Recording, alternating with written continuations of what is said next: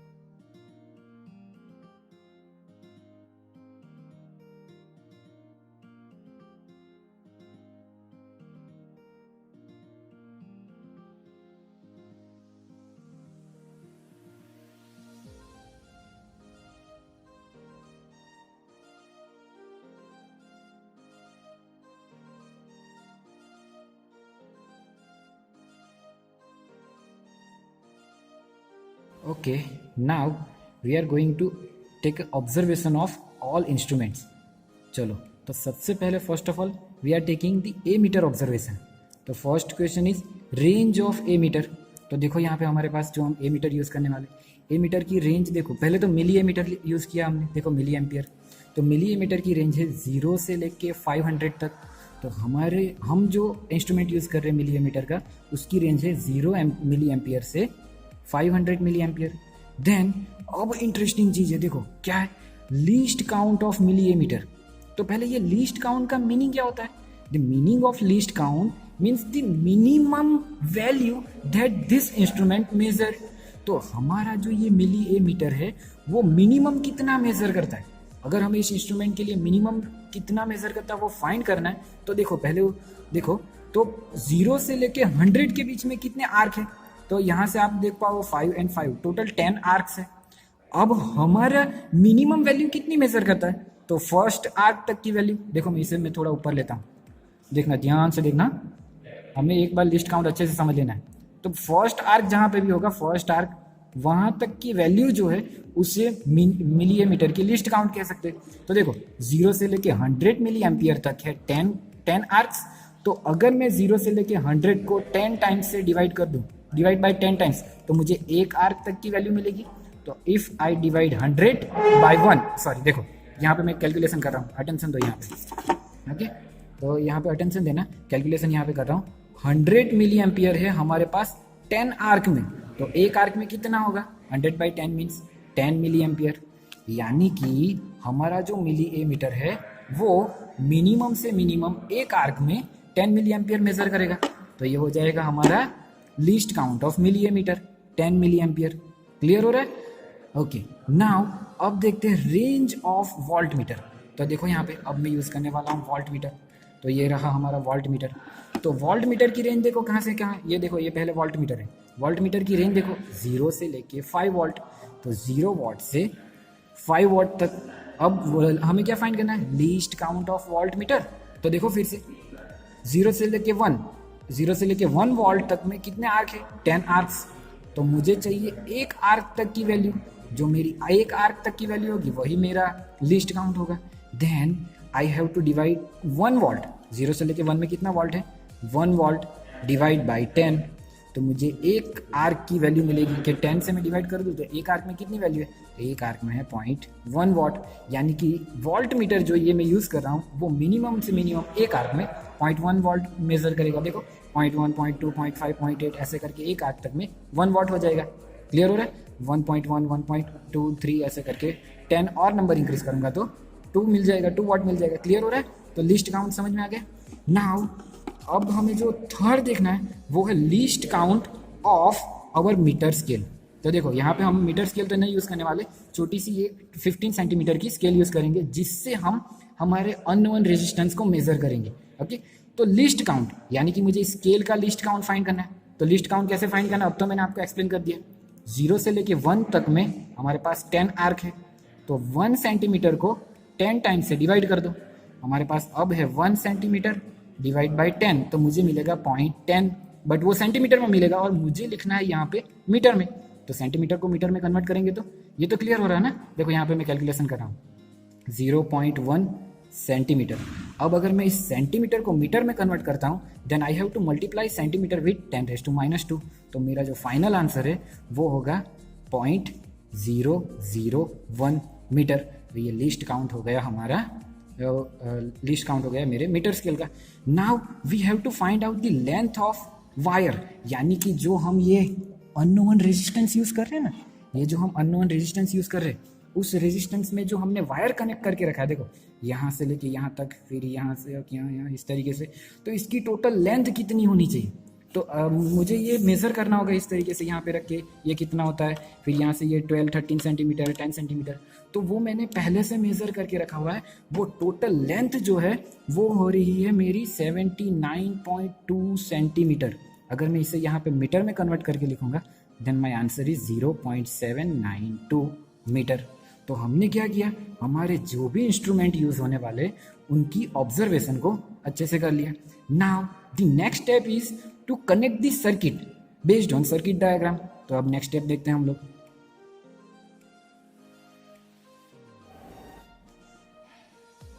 Okay, now we are understanding the circuit diagram.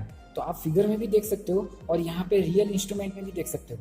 मैं यहाँ पे पॉइंट करूँगा, सबसे पहले यहाँ पे बैटरी है, बैटरी के राइट साइड पे फिगर में भी देखो और यहाँ पे भी देखो, राइट साइड पे हमें वन वे की ज्वाइन करनी है, वन वे की के साथ रिहोस्टेट ज्वाइन करना है, रिहोस्टेट के साथ अननोन रेजिस्टेंस ज्वाइन करना है, अननोन रेजिस्टेंस के पैरेलल में वोल्ट मीटर ज्वाइन करना है। मींस इसका मीनिंग क्या होगा कि अननोन रेजिस्टेंस के अंदर कितने वोल्टेज होंगे वो हमारा वोल्ट मीटर मेजर करेगा, और अननोन रेजिस्टेंस के साथ सीरीज में हमें मिली एमीटर कनेक्ट करना है, और मिली एमीटर के साथ फिर से battery.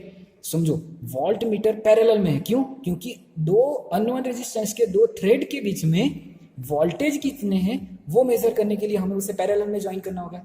We learn that voltage are constant in parallel, and हमने ये भी सीखा था कि करंट सीरीज में कांस्टेंट होता है।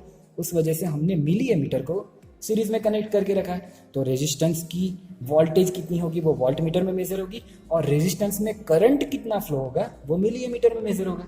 क्लियर हो गया ये सर्किट डायग्राम? नाउ मैं इसे कनेक्शन करके फिर से एक बार आपको एक्सप्लेन करता हूं कि मैंने किस पॉइंट के साथ किसको कनेक्ट करके रखा है।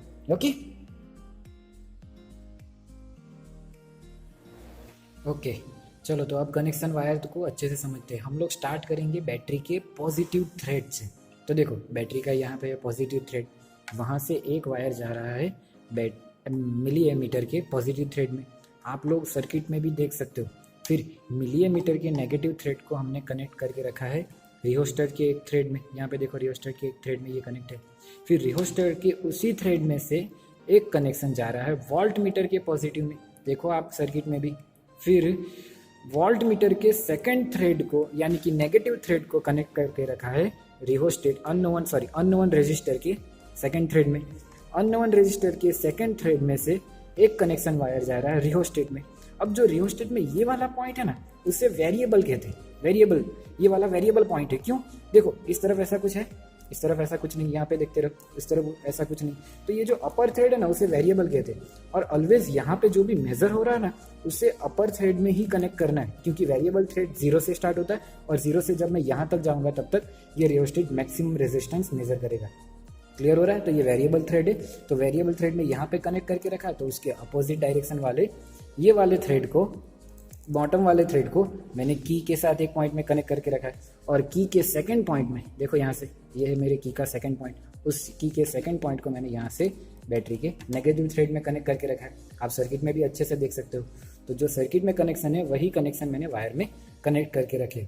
Now we are taking the observation, proper practical अब हम लोग परफॉर्म करेंगे।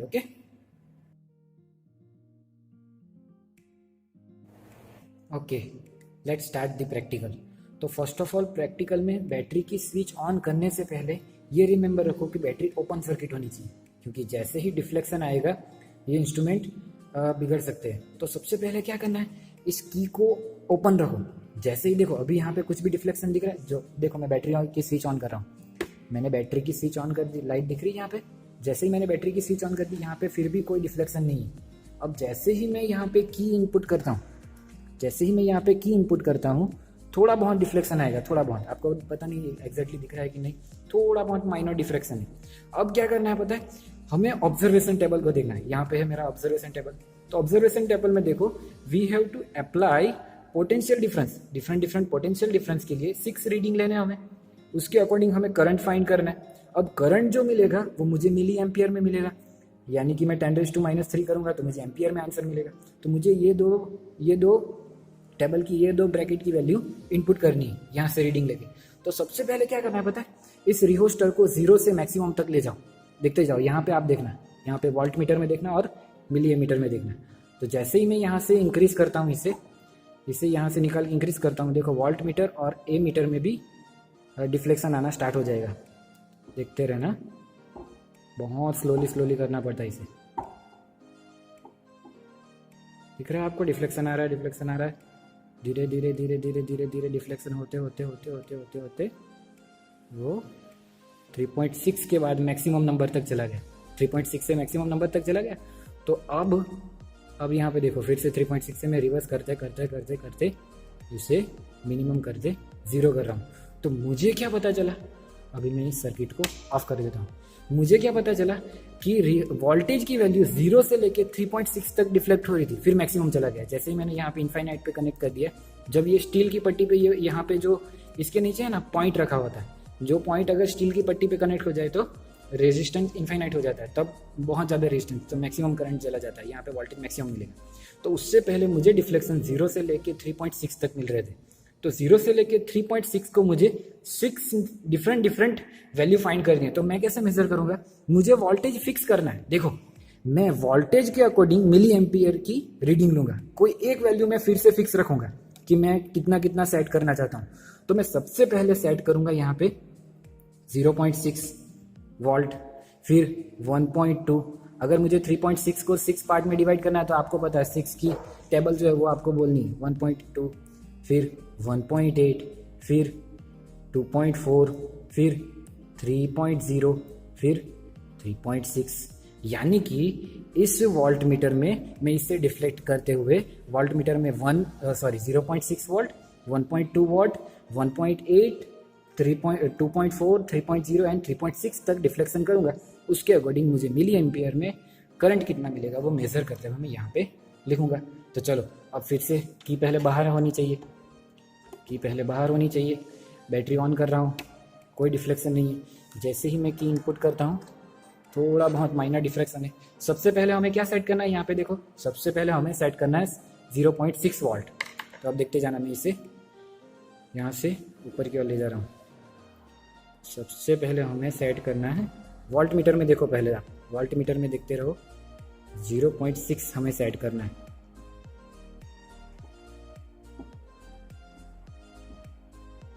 मुझे यहाँ से दिख रहा है कि अब 0.6 सेट हो गया है, थोड़ा आगे हो गया। 0.6 सेट करने पे मुझे मिलीमीटर में करंट जो मिल रहा है यहाँ पे 4 नंबर के आर्क के ऊपर है। तो 4 नंबर के आर्क के ऊपर है तो मिनिमम 10 मिली एम्पियर मेजर करता है। तो 4 नंबर के आर्क के ऊपर वो 40 मिली एम्पियर मेजर करेगा। क्लियर। अब यहाँ से और आगे की ओर जाऊँगा। अब मुझे सेकंड कौन सी वैल्यू सेट करनी है, 1.2 वोल्ट मीटर में देखते रहना आप लोग। 1.2 देखो ये डिफ्लेक्शन हो जाता है, तो हमें क्या करना होता है पता है, इसे बंद कर देना है। हर एक रीडिंग के बाद इसे बंद करो, जितना अच्छे से बंद करके करोगे उतना अच्छा रहेगा। नाउ अब आगे देखना, मैं 1.2 पर सेट करने वाला हूँ इसे इंक्रीज करते रहूँगा। वोल्ट मीटर को आप देखते रहो, वोल्ट मीटर को अच्छे से देखना है ना। वोल्ट मीटर में वोल्टेज 1.2 सेट होना चाहिए, 1.2 ओके। 1.2 पे मुझे करंट मिल रहा है, यहाँ से मुझे दिख रहा है 70। आपको अच्छे से दिख रहा है कि नहीं पता नहीं, बट 5 के बाद सेकंड नंबर के आर्क के ऊपर है तो 70 मिली एम्पियर। फिर से इसे मैं बंद कर देता हूँ और फिर से इसे थोड़ा इस तरफ ले लेते हैं। अब स्टार्ट करते हैं, हमें क्या सेट करना है अब 1.8। अब तो आपको पता चल गया ना क्या करना है, कैसे करना है, रीडिंग लेना है। अब मैं आपको सारे रीडिंग नहीं दिखाऊंगा, अच्छे से कर लेना, वीडियो थोड़ा छोटा कर जाऊँगा ओके। अब देखते हैं थर्ड रीडिंग 1.8।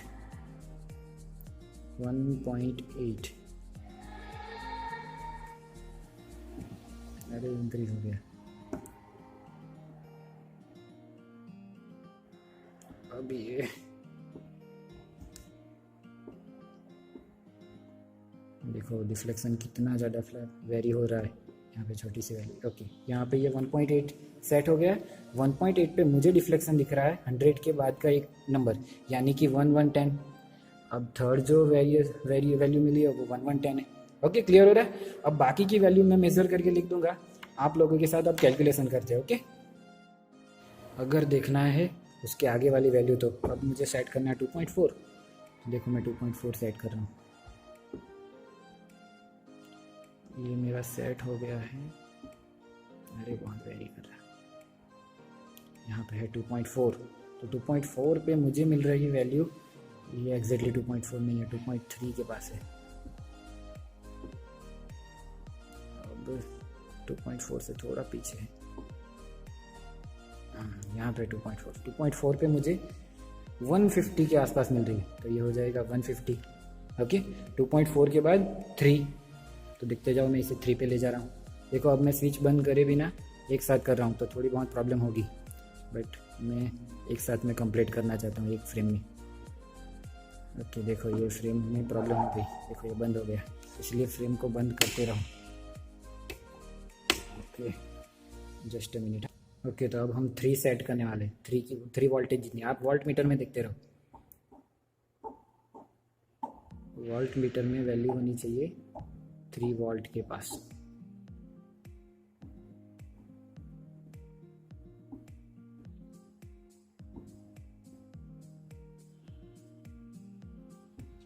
अरे यार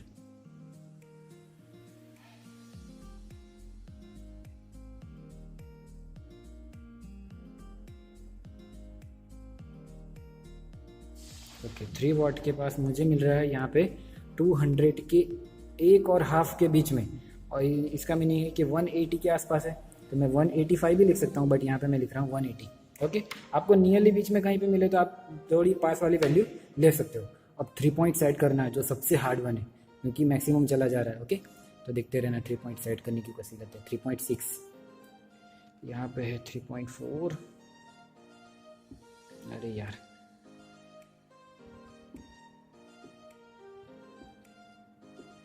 एक पॉइंट ओके। ये हो गया था 3.5 ओके। ये हो गया 3.6 पे मुझे 240 के पास में मिल रहा है, 240 हो रहा है लास्ट में। 3.6 पे 240 ओके, ये थोड़ा बहुत पीछे आ गया फिर से, बट मैंने रीडिंग ले लिया है। चलो, तो अब क्या करते, हम लोग कैलकुलेशन करते। तो अब आप आगे ध्यान दो।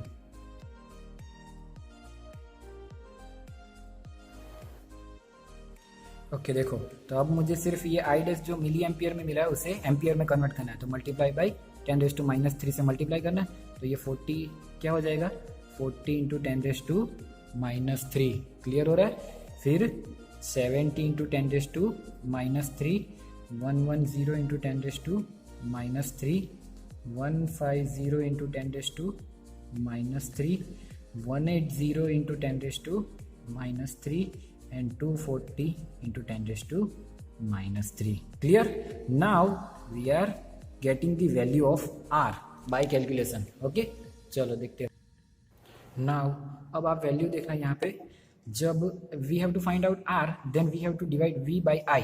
तो देखो फर्स्ट फ्रेम में r फाइंड करने के लिए v 0.6 डिवाइड बाई 40 × 10⁻³ तो 0.6 को 40 × 10⁻³ से डिवाइड करोगे तो आपको आंसर मिलेगा 15।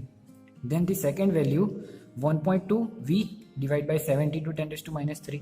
तो जब आप इन दोनों की डिवीजन करोगे तो आंसर आपको मिलेगा 17.14, यहाँ पे 0.00 लिखते हैं। Then the third one 1.8 divide by 110, then आपको आंसर मिलेगा 16.36। आप भी अपनी कैलकुलेशन कर सकते हो। 2.4 डिवाइड बाई 150 तो आपको आंसर मिलेगा 16.00। Fourth one 3.0 divide by 180, then you get the answer 16.16। then the last one 3.6 divided by 240, then you get exactly 15.00। now यहाँ पे देखो हमें एवरेज आर फाइंड करना है। then average R means what, addition of this 6 different value of R divide by 6। तो इन सब का addition करोगे ना तो टोटल एडिशन होगा आपका 95.66 डिवाइड बाई 6 करोगे तो आपको एवरेज आर की वैल्यू है वो मिलेगी 15.94 ओम। तो ये जो है हमारा मैथमेटिकल कैलकुलेशन से मिलने वाला आर है। एंड हमने जो कैलकुलेशन से मिलने वाला आर, जो हमारा अननोन रेजिस्टेंस था आर, उसकी वैल्यू क्या आपको पता है? आर अननोन रेजिस्टेंस कितना था? जो जब मैंने फ्रेम में दिखाया था ना, तब देखो उसकी अननोन रेजिस्टेंस की वैल्यू 15 ओम है और यहाँ पे हमारा आंसर आ रहा है 15.96 नियर इक्वल टू 16। तो इन दोनों में कोई ज़्यादा डिफरेंस नहीं है, आपका आंसर ऐसा ही कुछ ना कुछ आएगा 16, 16.5, 14.5, 14, 13, 17। तो 15 के पास में आंसर आना चाहिए, यानी कि आपका प्रैक्टिकल करेक्ट है। क्लियर हो गया? नाउ अब हमें आगे सेकंड में अब हमें क्या करना है पता है? मैप ड्रॉ करना है। यहाँ पे देखो मैप ड्रॉ करना, अच्छे से समझ लेना इस चीज़ को। तो map draw, graph and calculation. तो पहले क्या करना है? Plot a graph between I flowing through the wire and potential difference act on a wire V। तो हमें देखो यहाँ पे हमें जो हमारा जो एम्स था ना, एम्स के अंदर था कि हमें ग्राफ ड्रॉ करना है वोल्टेज वर्सेस एम्पियर, बट यहाँ पे दिया हुआ है हमें ग्राफ ड्रॉ करना है एम्पियर वर्सेस वोल्टेज। अगर मैं एम्पियर वर्सेस वोल्टेज के ग्राफ की स्लोप फाइंड करूँ तो स्लोप होगी वाई एक्सिस पे क्या है? करंट। एक्स एक्सिस पे क्या है? वोल्टेज। तो ये जो स्लोप है वो हो जाएगी I बाई वी। अगर मैं इसे कंपेयर करूं, ध्यान से देखना, देखो स्लोप मुझे मिल रहा है ओम इनवर्स, क्योंकि स्लोप इज इक्वल टू, यहाँ पे देखो A B upon B C करना होगा, Y axis upon X axis. तो वाई एक्सिस पे है करंट, अपन एक्स एक्सिस पे है वोल्टेज। तो I बाई वी हो रहा है, इसीलिए ओम इनवर्स। क्यों? क्योंकि according to Ohm's law V is equal to I R होता है। V is equal to I R होता है। अगर मैं V divide by I divide by V करता हूँ तो मेरा R इस तरफ चला जाएगा। Then my equation become 1/R is equal to I divide by V। तो इस टाइप के स्लोप से जो भी हमें मेजरमेंट मिलने वाली है, अगर मैं इस टाइप का स्लोप ड्रॉ करता हूँ, मैं यही करने वाला हूँ हमारे डेटा के लिए। कौन से वाले डेटा के लिए? इस डेटा के लिए मैं यही मैप ड्रॉ करने वाला हूँ I वर्सेस V। तो मुझे जो भी स्लोप से आंसर मिलेगा ना वो 1/R होगा। समझ रहे हो आप लोग? और हमें फाइंड करना है R। तो R फाइंड करने के लिए क्या करना होगा? मुझे जो आंसर मिला है वो I बाई वी है, R फाइंड करना है तो V बाई I चाहिए। तो जो भी स्लोप मिलेगा वो 1 स्लोप कर दो तो हमें रेजिस्टेंस R मिल जाएगा। Then we can find out R is equal to BC/AB। समझ रहे हो? BC/AB means voltage upon I। इसी स्लोप के लिए वोल्टेज अपन आई करेंगे तब हमें ओरिजिनल आर मिलेगा, और वो ओरिजिनल आर क्या है, स्लोप के इन्वर्स में। ओके, तो आपको क्वेश्चन अराइज होगा कि क्यों हम लोग वोल्टेज वर्सेस करंट नहीं ड्रॉ कर रहे हैं। तो उसके अंदर प्रॉब्लम ये है कि वोल्टेज की वैल्यू हमारे पास फिक्स है, इसलिए हम उसे एक्स एक्सिस पे ले रहे हैं, जिससे हमें एक्स एक्सिस पे पॉइंट पता हो। वाई एक्सिस पे जो भी वेरी करेगा वो स्लोप हमें इस टाइप, अगर मैं वोल्टेज यहाँ पे ले लूँ और करंट यहाँ पे ले लूँगा तो मुझे इस टाइप का स्लोप मिलेगा, इस टाइप का, और उसके अंदर आप अच्छे से एक्सप्लेन नहीं कर पाओगे क्या, इसीलिए हम लोग वोल्टेज के एक्स एक्सिस पे लेते हैं और करंट को वाई एक्सिस पे लेते हैं। चलो, तो अब मैं आपको ग्राफ ड्रॉ करके फिर आपको उसके अंदर स्लोप फाइंड करके दिखाता हूँ। ओके, और उससे पहले we have to calculate the R by L from data, यानी कि कौन से डेटा, हमें जो यहाँ पे डेटा मिले हुए, यहाँ पे देखो हमारे पास है आर की एवरेज वैल्यू, हमारे पास है लेंथ एल की वैल्यू है। तो अगर मैं यहाँ पे इनपुट करूँ तो मुझे कैलकुलेशन से जो भी मेरा डेटा मिला हुआ उससे आर क्या होगा वो भी पता चल जाएगा, और इस डेटा से अगर मैं यहाँ पे मैप ड्रॉ करता हूँ तो मैप से क्या होगा, मैप ड्रॉ करने के बाद क्या आर मिलेगा वो भी मुझे पता चल जाएगा। तो यहाँ पे हम लोग कैलकुलेशन से डेटा से आर फाइंड करने वाले, और यहाँ पे हम लोग मैप से आर फाइंड करने वाले। तो उसके लिए पहले मुझे मैप ड्रॉ करना होगा। ओके, चलो तो मैं आपको मैप ड्रॉ करके दिखाता हूँ। चलो, तो सबसे पहले हम लोग कैलकुलेशन से या फिर हमारे डेटा से आर अपन एल यानी कि resistance per unit length find करने वाले। तो यहाँ पे देखना, तो हमारे पास आर की वैल्यू कितनी है, यहाँ पे देखो 15.94 डेटा से 15.94, एंड हमारे वायर की लेंथ कितनी थी 0.792 metre, divide by 0.792, then I get the answer of 20.13 ohm into metre inverse. Clear, तो ये जो वैल्यू है वो हमारी डेटा या फिर कैलकुलेशन से, अब हमें फाइंड करनी है यही वैल्यू मैप से। तो यहाँ पे देखो, यहाँ पे मैं मैप ड्रॉ करने वाला हूँ। तो मैप ड्रॉ करने के लिए मुझे पहले वाई एक्सिस और एक्स एक्सिस की मेजरमेंट चाहिए। तो आप देखते रहना, यहाँ पे देखो मैं इस तरीके से एक वाई एक्सिस ड्रॉ कर रहा हूँ।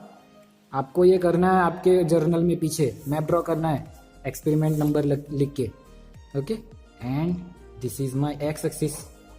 नाउ आगे देखना, अच्छे से देखना, एक्स एक्सिस के ऊपर हम लोग क्या लेने वाले, वोल्टेज। ओके, वाई एक्सिस पे ऊपर हम क्या लेने वाले, करंट। तो यहाँ पे देखो, पहले तो एक्सपेरिमेंट नंबर, तो एक्सपेरिमेंट नंबर में लिखो 01, डेट अभी रहने दो। अब एक्स एक्सिस पे स्केल लिखना है। तो देखो मेरे पास वैल्यू कितनी, अच्छे से देख लो पहले, मेरे पास वैल्यू कितनी, I have the X axis value of 0.6, 1.2, 1.8 up to 3.6। तो मैं यहाँ से देखूँ तो 0.6, 1.2, 1.8, 2.4, 3 एंड 3.6 इस तरीके से आ जाएगी।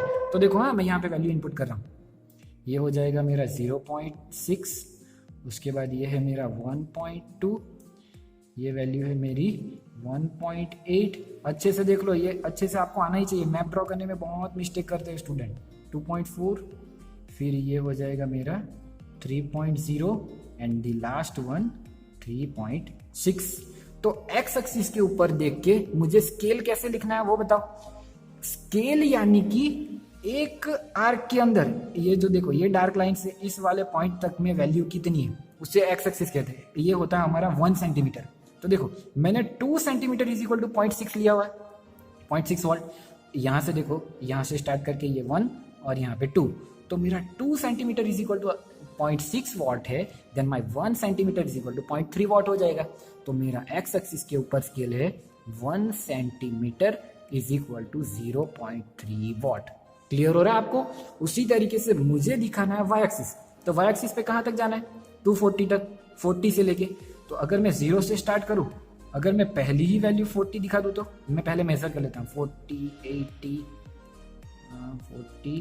120, 160, 200, 240 यहाँ पे आ जाएगा।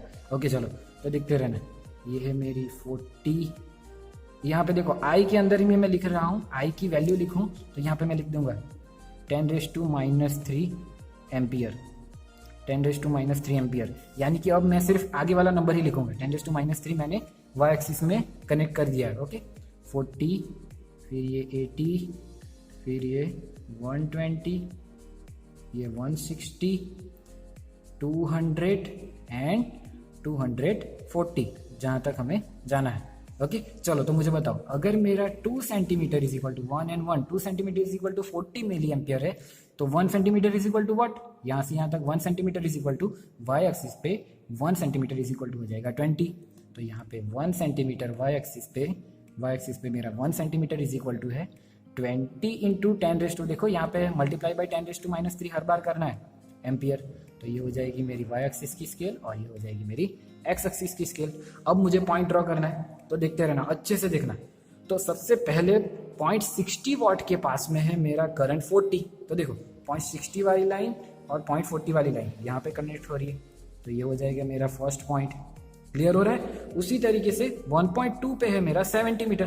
तो अगर ये 40 है और ये 80 है, तो यहाँ पे बीच में होगा 60, सेंटर में होगा 60, और 60 और 80 के सेंटर में ये वाला पॉइंट जो है वो हो जाएगा मेरा 70, क्योंकि मुझे चाहिए 70, इसलिए मैंने 70 फाइंड कर लिया।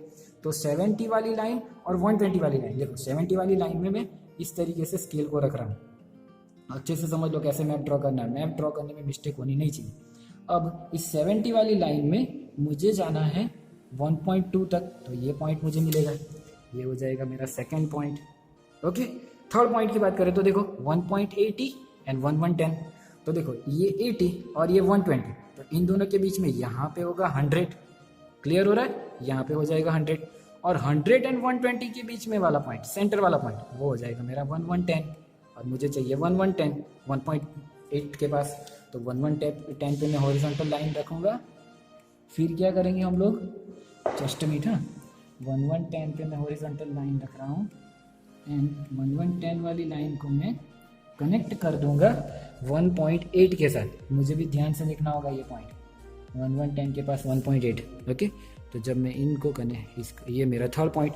फोर्थ पॉइंट कौन सा है, 2.4 के पास। देखो मेरे पास इस लाइन पे तो सारे पॉइंट हैं, मुझे टेंशन लेने की जरूरत नहीं, ये लाइन पे मुझे सेट करना है, इसीलिए मैंने इस तरीके से ग्राफ लेने के लिए इस तरीके का ग्राफ एक्स एक्सिस से ऊपर वोल्टेज लिया। देखो 2.4 के पास है 150, अब यहाँ पे देखो 120 160, बीच में होगा 140।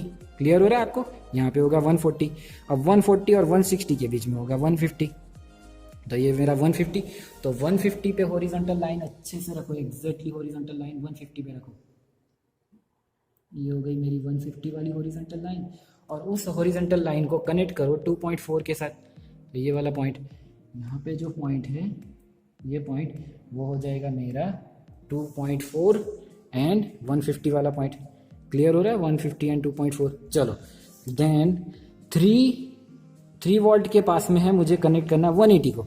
अब देखो यहाँ पे 160 और यहाँ पे 200, तो 160 और 200 के बीच में सेंटर में होगा 180। अब ये 180 वाले पॉइंट को मुझे 3 से कनेक्ट करना है। तो जहाँ पे मुझे लॉन्ग जाना है उससे मैं अच्छे से करने के लिए मैं इसी हॉरिजॉन्टल में ही स्केल रख रहा हूँ। अगर आपको अच्छे से नहीं पता चल रहा है कि वर्टिकल कैसे लेना है पॉइंट, तो वर्टिकल में भी स्केल रख दो, इस तरीके से एक और स्केल रख दो, आपको एक्जैक्टली पॉइंट मिलेगा कि कौन सा पॉइंट कनेक्ट करना है। देखो वर्टिकल लाइन मुझे अच्छे से दिख रही है, हॉरिजॉन्टल थोड़ी डार्क लाइन नहीं है, इसीलिए मैं इस तरफ स्केल रख के कर रहा हूँ कि हॉरिजॉन्टल ये एग्जैक्ट होना चाहिए, ऊपर नीचे नहीं आना चाहिए। तो 3 वाला ये पॉइंट भी यहाँ पे हो गया कनेक्ट।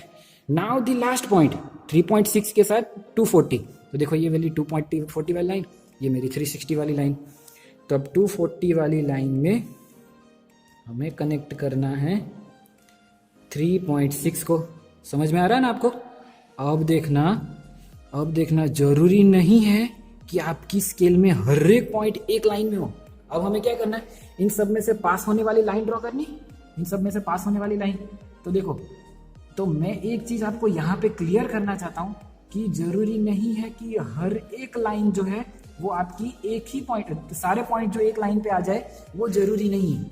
क्यों? क्योंकि रीडिंग लेते वक्त हमने जो ये इंस्ट्रूमेंट यूज करे थे, रीडिंग लेते वक्त डिफ्लेक्शन हो सकता है, तो एक लाइन में नहीं होंगे। तो ट्राई करो मैक्सिमम नंबर ऑफ पॉइंट एक लाइन में आए। तो जब मैं यहाँ पे इस पॉइंट को कनेक्ट करने की कोशिश करता हूँ, तो देखो ये पॉइंट और ये पॉइंट मेरा एक लाइन में आ रहा है, यानी कि 2 पॉइंट्स मेरे एक लाइन में आ रहे हैं। अब यहाँ से इन पॉइंट को कनेक्ट करने की कोशिश करूँ, तो ये मेरे 3 जो पॉइंट्स है, ये 3 पॉइंट्स वो भी एक लाइन में आ रहे हैं। देखो यानी कि 2 से तो ज़्यादा हो गया, और ये वाला पॉइंट तो आउट ऑफ लाइन है, किसी के साथ कनेक्ट नहीं हो रहा है। तो मैं यहाँ से स्केल मेरा ड्रॉ करूंगा, यहाँ से मेरी इंक्लिनेशन लाइन ड्रॉ करूंगा। क्लियर हो रहा है आपको? आपको अच्छे से समझ में आ रहा है क्या मैं कर रहा हूँ? अब देखो, तो जरूरी नहीं है कि आपके हर एक पॉइंट आपकी इंक्लिनेशन लाइन पे आए, मैक्सिमम नंबर ऑफ पॉइंट जहाँ से आ रहे हैं वो लाइन ड्रॉ करो आप। यहाँ पे मेरे 3 पॉइंट्स जो है वो एक ही लाइन पे आ रहे थे, इसलिए मैंने इस लाइन को ड्रॉ किया। बाकी के मेजरमेंट भी मैंने लेके रखे थे, बट यहाँ पे कुछ ना कुछ डिफ्लेक्शन हुआ होगा इंस्ट्रूमेंट में, उस वजह से एग्जैक्टली लाइन पे नहीं मिल रही। क्लियर हो रहा है आपको? नाउ ये हमारा मैप ड्रॉ हो गया। अब क्या करना है? अब देखो यहाँ पे अच्छे से देख लेना।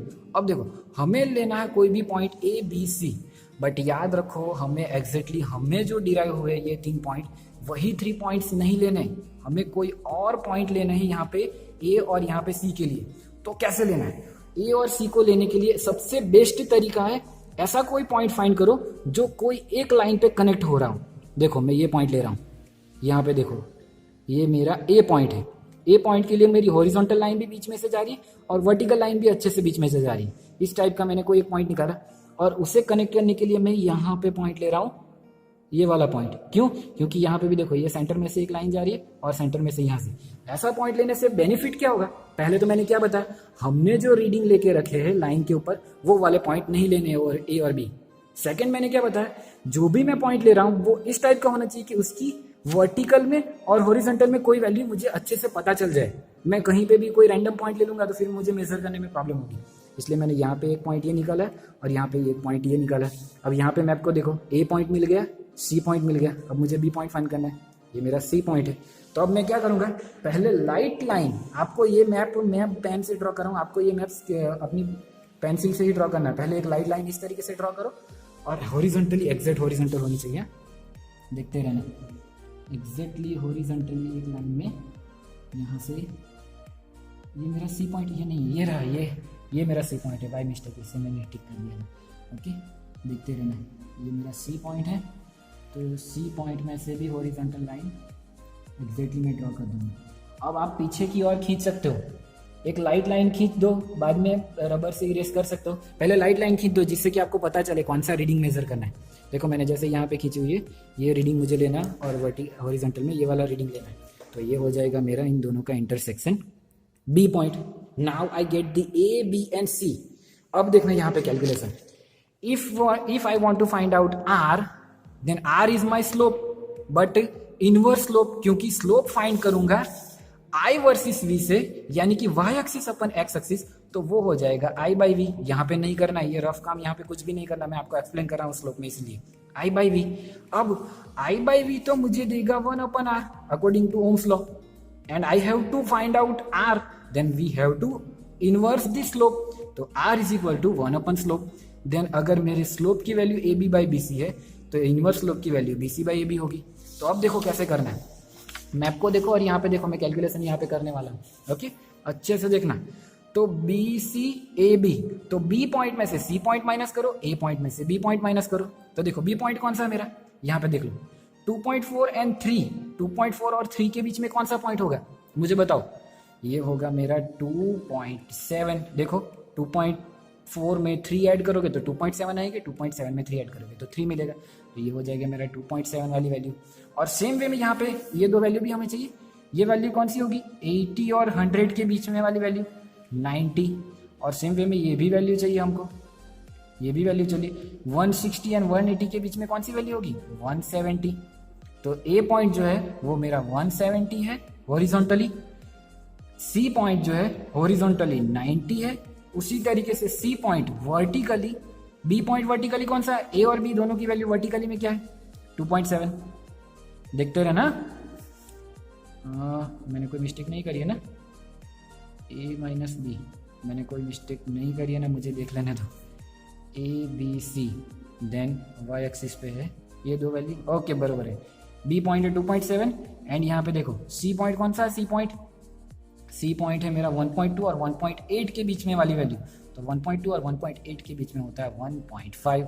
अच्छे से देखना, मैप ही सबसे ज़्यादा इंपॉर्टेंट चीज़ जो है वो मैप ही है। ओके, मैप जितना अच्छे से ड्रॉ करोगे आप, इतनी अच्छे से आपका रीडिंग आएगा, उतनी ज़्यादा आपको मार्क्स मिलेंगे प्रैक्टिकल के अंदर। अब देखो, अब हमें क्या करना है, इनवर्स स्लोप के लिए Y axis upon X axis नहीं करना, हमें एक्स एक्सिस अपन वाई एक्सिस करना है।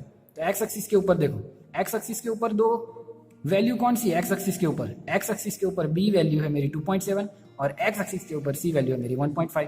तो बी की वैल्यू एक्स एक्सिस के अकॉर्डिंग 2.7 माइनस बी सी की वैल्यू एक्स एक्सिस के according 1.5 divide by A B यानी कि वर्टिकल, वर्टिकल में हमें वाई एक्सिस देखनी है। तो ए पॉइंट की वर्टिकल में वैल्यू है 170, ये रही लाइन जा रही है, ये लाइन जो जा रही है 170 माइनस बी की वैल्यू या फिर सी की वैल्यू वाई एक्सिस के ऊपर है 90 एंड ये हो जाएगी मेरी 90। बट इसके बाहर मैं ब्रैकेट में लिखूंगा मेरे पास मल्टीप्लाई बाय 10⁻³ है। मैंने बताया था ना मिली एम्पियर था हमारे पास जो भी इंस्ट्रूमेंट था वो, तो यहाँ पे होगा 10⁻³ चलो अब हम लोग करते हैं इन सब की कैलकुलेशन। तो कैलकुलेशन में यहाँ पे दिखा रहा हूँ, देखो 2.5 में से 2.7 में से 1.5 माइनस हो जाएगा तो ये हो जाएगा 1.2 डिवाइड बाय 170 में से 90 चला जाएगा तो ये हो जाएगा 80 इंटू 10⁻³ क्लियर हो रहा है। तो अब हमें क्या करना है, इसे 120 को 8 से डिवाइड करना है, वो सारी चीज़ें अब मैं कैलकुलेशन यहाँ पे करता हूँ। तो जब 1.2 को डिवाइड करेंगे 80 इंटू 10⁻³ से तो आंसर मिलेगा मुझे एग्जैक्टली 15 ओम। देखो जो हमारा अननोन रेजिस्टेंस की वैल्यू है एग्जैक्टली वही मिल रही है। हमने बताया था हमारे अननोन रेजिस्टेंस की वैल्यू क्या थी 15 ओम। कैलकुलेशन से हमें क्या वैल्यू मिली थी, देखो हमारे जो डेटा थे वहाँ से हमें वैल्यू मिली थी 15.94 ओम और यहाँ पे जो हमें वैल्यू मिल रही है मैप से वो है मेरी 15 ओम। तो डेटा इनपुट करके ये जो मैप हमने ड्रॉ करके रखा है उससे जो वैल्यू मिल रही है वो थोड़ी डिफरेंट वैल्यू है। ओके चलो नाउ आर हमें मिल गया, we have to find out R by L. हमने आपको एम याद है ना, एम हमें फाइंड करना है resistance per unit length, then R is 15 ohm according to map and our length is यहाँ पे देखो 0.792 मीटर। देन जो आंसर मिलेगा यहाँ से यूनिट लेंथ पे रेजिस्टेंस वो है 18.39 ओम पर मीटर। क्लियर हो रहा है। तो ये हमारा मैप से आंसर है और ये जो आंसर था वो डेटा से आंसर है। ओके चलो तो यहाँ पे हमने आर फाइंड कर लिया। अब एरर एक्चुअल में जब आप बाहर एक्सटर्नल एग्जाम देने जाओगे तब आपको एरर फाइंड करने की जरूरत नहीं है, बट एरर कैसे फाइंड करें उसकी बात करें तो देखो delta R upon R is equal to delta V upon V plus delta I upon I, ये तो याद है ना आपको रिलेटिव एरर। ओके आपको रिलेटिव एरर रिमेंबर है। हमारे पास आर की इक्वेशन देखो, आर की इक्वेशन क्या होगी, आर इज इक्वल टू होगा ओम्स लॉ के अकॉर्डिंग वी बाई आई। तो अब अगर मैं इसे रिलेटिव में लिखूं तो delta R upon R is equal to delta V upon V plus delta I upon I. Then if we want to find out delta R then R को यहाँ पे मल्टीप्लीकेशन में ले लो, आर इंटू ब्रैकेट में delta V by V plus delta I upon I. अब देखो आपको हर एक के लिए इंडिविजुअली आपको नोट के अंदर, मैं यहाँ पे एक करके दिखाऊंगा, आपको नोट के अंदर हर एक के लिए इंडिविजुअली ये फाइंड करना है। क्या फाइंड करना है, डेल्टा आर और उसके एवरेज आर भी फाइंड करना है। देखो कैसे करते, आर की वैल्यू फर्स्ट क्वांटिटी के लिए, फर्स्ट मेजरमेंट के लिए आर की वैल्यू है 15 ब्रैकेट में डेल्टा वी। तो डेल्टा वी जो है ना वो हमारा least count of voltmeter, देखो उसे ही डेल्टा वी कहते हैं। और least count of ammeter, ये स्केल है, least count of voltmeter को delta V 0.1 and least count of ammeter को डेल्टा आई से डिनोट करते हैं। ओके याद रखो लिस्ट काउंट जो है वही हमारी मिनिमम एरर हो सकती है, delta V. Okay then delta V is equal to मैं क्या लिखूंगा 0.1, ये दिख रहा है ना आपको 0.1 अपन फर्स्ट रीडिंग की वैल्यू वोल्टेज में 0.6 प्लस डेल्टा आई की वैल्यू फर्स्ट रीडिंग के अंदर 10 मिली को कन्वर्ट करेंगे तो 10 इंटू 10⁻³ तो आंसर आएगा 0.01। क्लियर हो रहा है। Divide by I, first reading के लिए आई क्या था 40 इंटू 10⁻⁴, यानी कि आंसर होगा 0.04। इस तरीके से करोगे तो आपको पहली रीडिंग के लिए डेल्टा R1 मिल जाएगा। सेम वे में आपको फाइंड करना है डेल्टा R2, आर की वैल्यू का कितनी रखनी है सेकेंड टाइम पे 17.4, वोल्टेज की वैल्यू कितनी रखनी है 1.2, डेल्टा वी की वैल्यू तो सेम रहने वाली है लिस्ट काउंट 0.1 प्लस डेल्टा आई की वैल्यू भी list count 0.01 divide by second time पे आई की वैल्यू होगी 0.070, देखो 70 मिली एम्पियर। क्लियर हो रहा है। इस तरीके से 5 टाइम्स आपको delta R1, delta R2, delta R3 up to delta R 6 times find करना है और फिर उसकी एवरेज निकालोगे तो आपको डेल्टा आर पूरे रेजिस्टेंस के लिए डेल्टा आर कितना होगा वो मिल जाएगा। तो हमें यहाँ पे आंसर लिखना है the resistance per unit length. Final result लिख रहे हैं हम लोग, लिख रहा है ना हम लोग रिजल्ट लिख रहे हैं। तो रिजल्ट में पहले क्या लिखा हुआ, रिजल्ट में हमें क्या पता चल गया कि potential difference across the given wire where is linearly with the current. हमको ये कहाँ से पता चला कि पोटेंशियल डिफरेंस जो है वो वायर के साथ लीनियरली वेरी कर रहा है, वो कहाँ से पता चला? वैसे तो ओम्स लॉ से हमें पता ही था, बट जैसे ही हमने मैप ड्रॉ किया, जैसे हमने मैप कंप्लीट किया, वहां से भी पता चल रहा है कि हम लोगों को स्ट्रेट लाइन मिल रही है। स्ट्रेट लाइन का मीनिंग क्या है? जैसे जैसे वोल्टेज इंक्रीज होगा वैसे वैसे करंट इंक्रीज होगा, लीनियरली इंक्रीज हो रहा है, लीनियरली वेरी हो रहा है। क्लियर हो रहा है? तो ये फर्स्ट सेंटेंस लिखा हुआ है रेजिस्टेंस के अंदर। सेकंड में हमें डेटा लिखना है, the resistance per unit length of wire is R plus delta R. R क्या हमारा? मैप के अकॉर्डिंग जो आंसर है वही लिखना है। आर क्या हमारा? 18.39 प्लस और माइनस डेल्टा आर। आपके लिए मैं होमवर्क दे रहा हूँ यहाँ पे, आपको डेल्टा आर से इस मैप को पूरी प्रोसीजर को कंप्लीट करना है और यहाँ पे सर्किट डायग्राम ड्रॉ करना है। देखो ये जो ऑब्जर्वेशन टेबल था ना, ऑब्जर्वेशन टेबल ऑब्जर्वेशन, उसके ऊपर सर्किट डायग्राम जो आगे वीडियो में आ रहा था वो सर्किट डायग्राम यहाँ पे ड्रॉ करना है। ओके चलो, तो इसके साथ हम लोग हमारा फर्स्ट प्रैक्टिकल जो है वो कंप्लीट करते हैं। चलो तो मिलते हैं नेक्स्ट प्रैक्टिकल में। आपको कोई भी प्रॉब्लम हो तो मुझे बताना। ओके चलो बाय बाय।